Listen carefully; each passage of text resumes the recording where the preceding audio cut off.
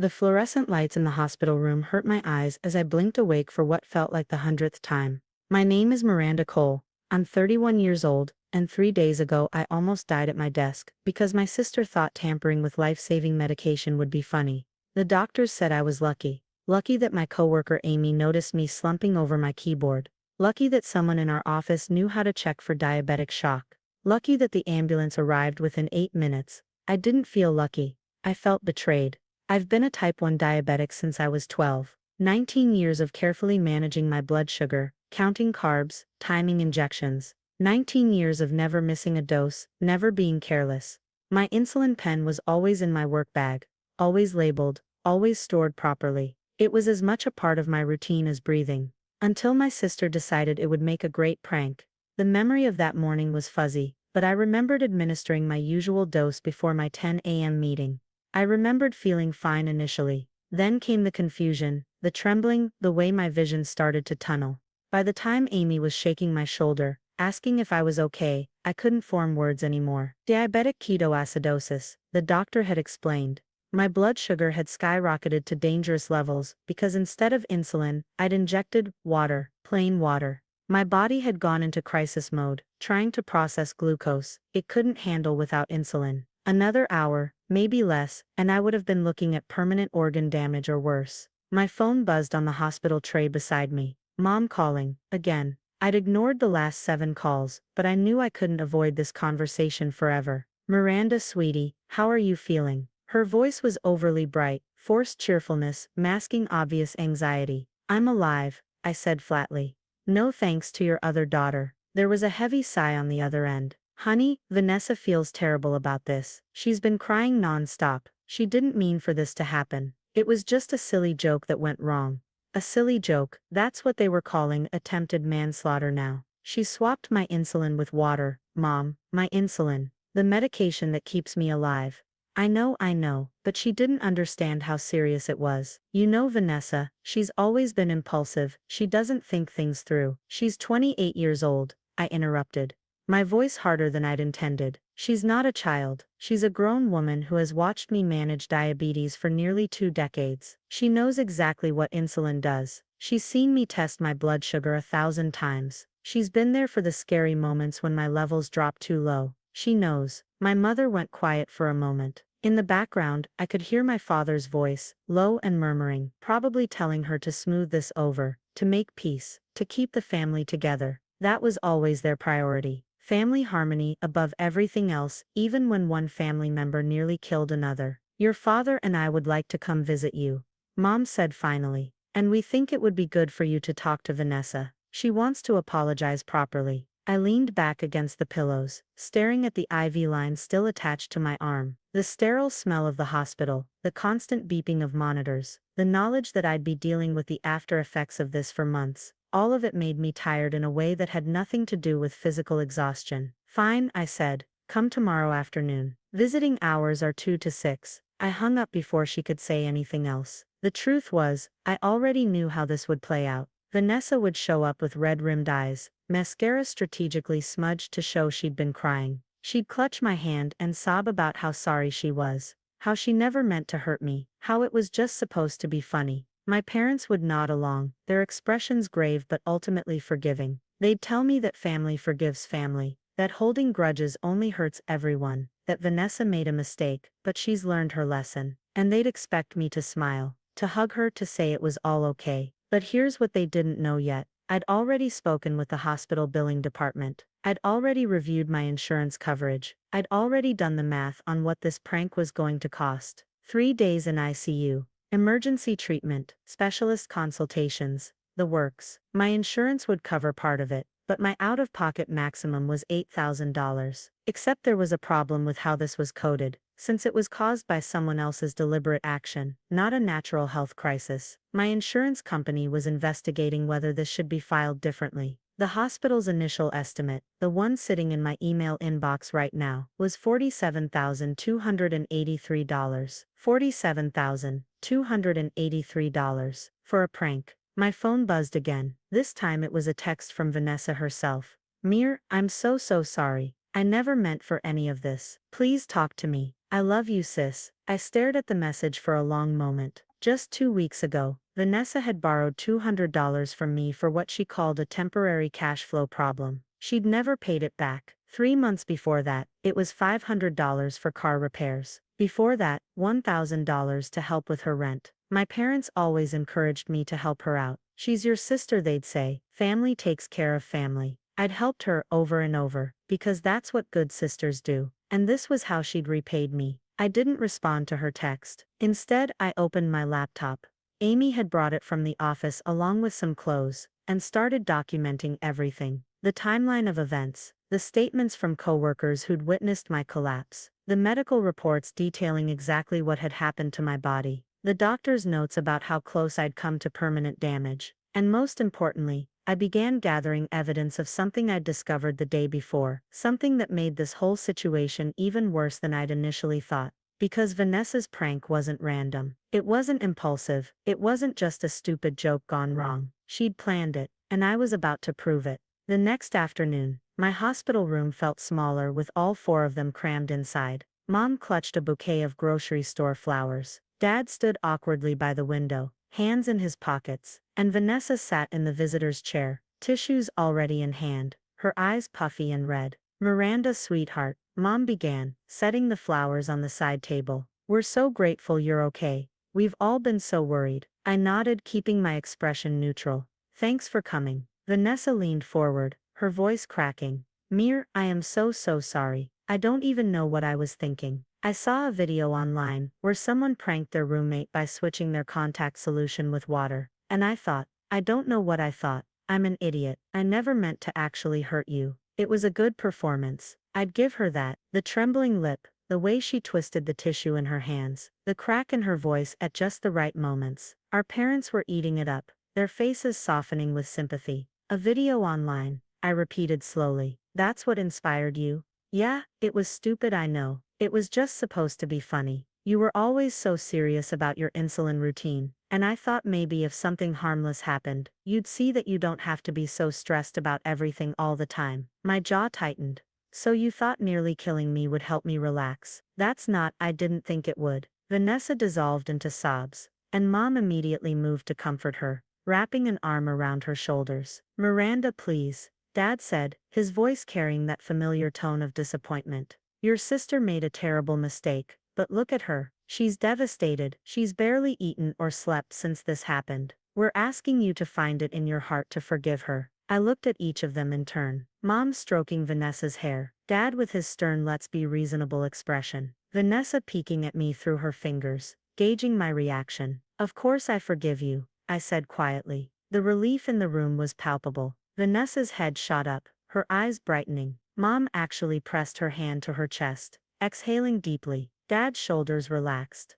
"Really?" Vanessa asked, hope flooding her voice. "You mean it, really?" I said, managing a small smile. "It was an accident, a horrible, stupid accident, but you didn't mean to put me in the hospital." "I understand that." Vanessa launched herself at me, wrapping me in a hug that pressed uncomfortably against my IV line. "Thank you, thank you, thank you. I promise I'll never do anything like this again. I'll be more careful. I'll think things through. I love you so much, Mir." "I love you too," I said, patting her back gently. My parents were beaming now, clearly proud of both their daughters for working it out. This was exactly what they'd wanted. Conflict resolved, family harmony restored, everyone moving forward. "I'm so glad you girls are okay," Mom said, wiping at her own eyes. "This is what family is about. Forgiveness, second chances."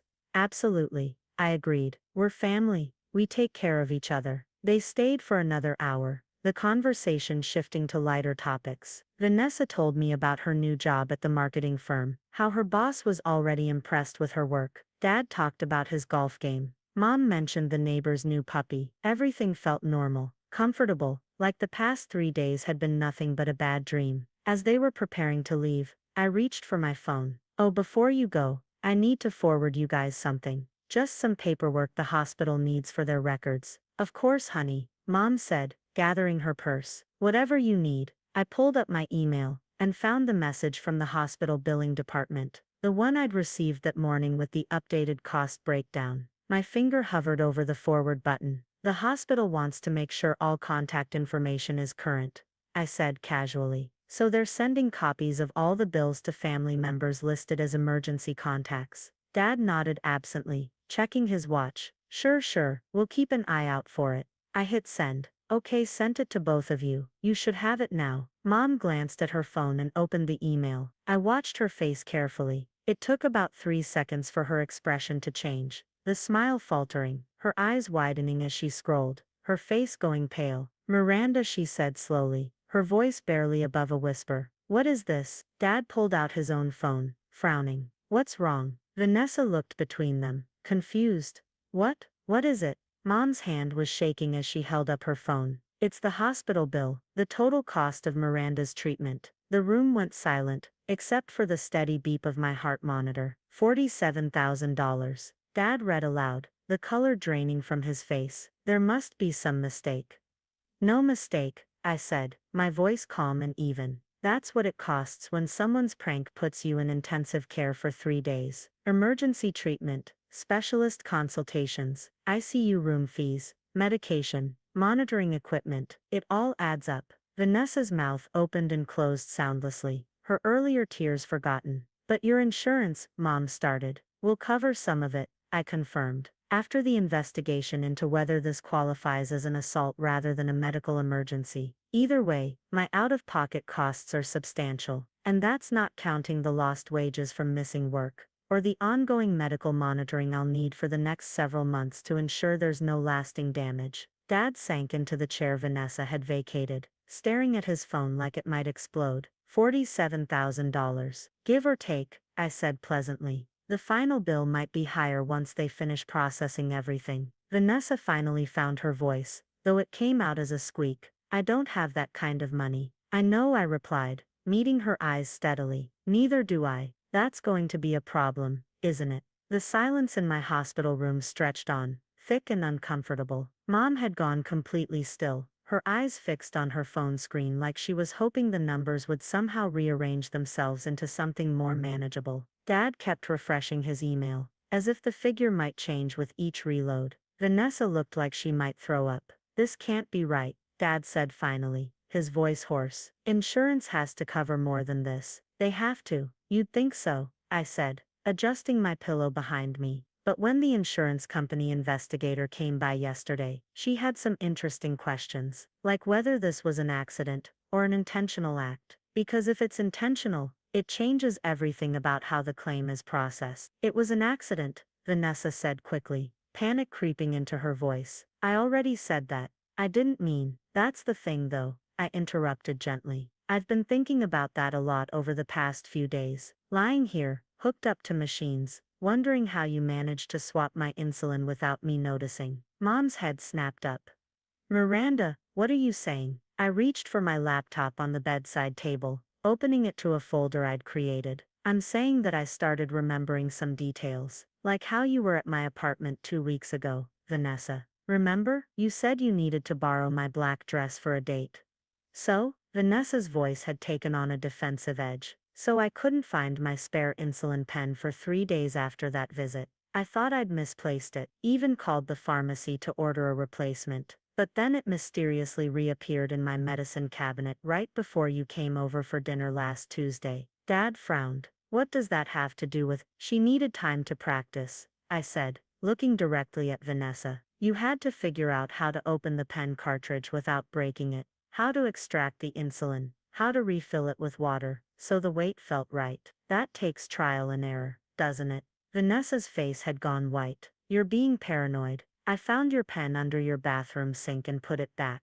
That's all. Maybe, I said. Except I also checked my apartment's security footage. My building installed cameras in all the hallways 6 months ago. Did you know that? The color that had drained from Vanessa's face now seemed to drain from my parents' faces too. The footage shows you arriving at my apartment on October 3rd. That's the day you borrowed the dress. You were there for 20 minutes. But here's what's interesting. You made 2 more trips to my building after that, October 8th and October 12th. Both times when I was at work. Both times you let yourself in with the spare key I gave you for emergencies. I needed to, Vanessa stammered. The building manager was very helpful when I explained the situation. I continued. He's preparing a full report of all your visits for the insurance investigation and the police investigation.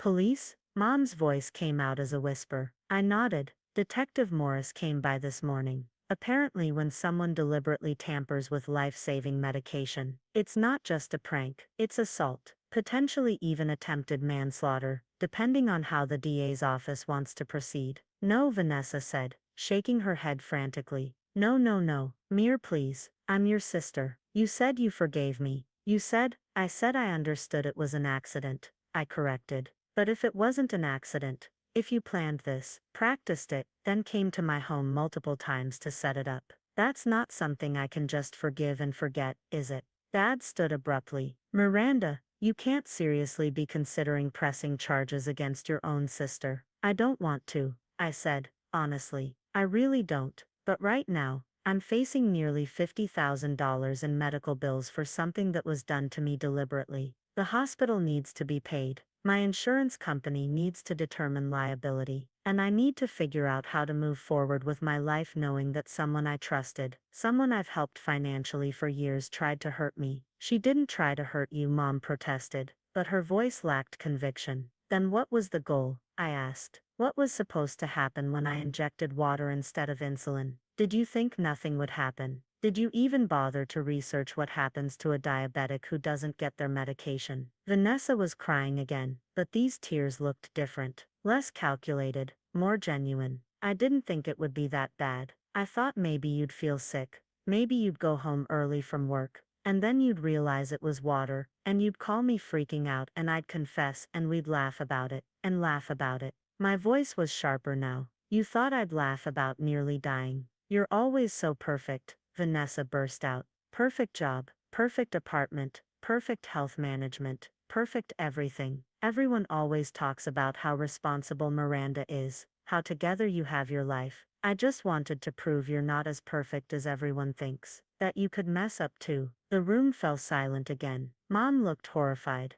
Dad looked lost, and Vanessa looked like she'd just realized what she'd admitted. So this wasn't about a funny video you saw online, I said quietly. This was about taking me down a peg, about making me look foolish or careless or incompetent. Vanessa didn't answer, but she didn't need to. Her silence was confirmation enough. I closed my laptop and set it aside. Here's what's going to happen. The insurance investigator is completing her report. The police are building their case, and the hospital will proceed with collecting payment for my treatment. How all of that plays out, well, that depends on what happens next. What do you mean? Dad asked warily. I looked at each of them in turn. My parents who'd always asked me to be the bigger person, to forgive, to keep the peace, and my sister who'd repaid my years of help by nearly killing me. I mean, I said slowly, that we need to have a very honest conversation about accountability, consequences, and what family really means. Because right now,